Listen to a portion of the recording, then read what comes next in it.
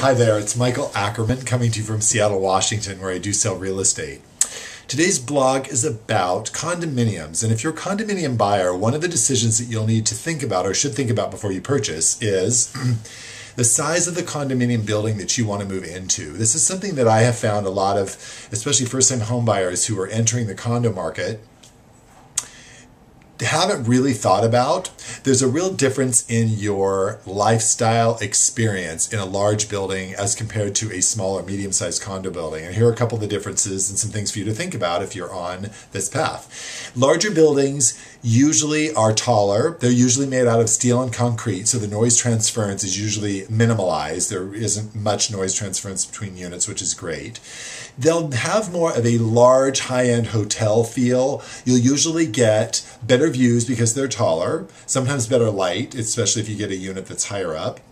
You'll usually get a lot of amenities. These high-end, taller, large buildings tend to have a concierge at the front desk, a gym area, business center, gaming room. Some have little movie theaters. If those things are items that you think that you will use and you want to access and have available to you, a larger building might be your cup of tea. Sometimes the homeowners dues in larger buildings tend to be a little bit higher because even though there are more units paying into the homeowners dues reserve fund, there's more to keep up. All these amenities do cost money, so sometimes the homeowners dues tend to get a little more expensive in those larger buildings. In a smaller, medium-sized building, some of the advantages are it's a little bit more of an intimate group. If you want to get to know your neighbors a little bit better, or you want your voice heard more on the Homeowners Association board, when there are fewer homeowners, then each homeowner's voice and vote counts for a little bit more.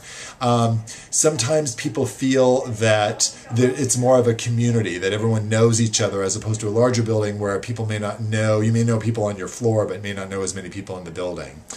There may not be as many amenities, but the homeowners dues are usually a little bit more affordable, and if you're not going to need those amenities, then a smaller or medium-sized building might be your cup of tea.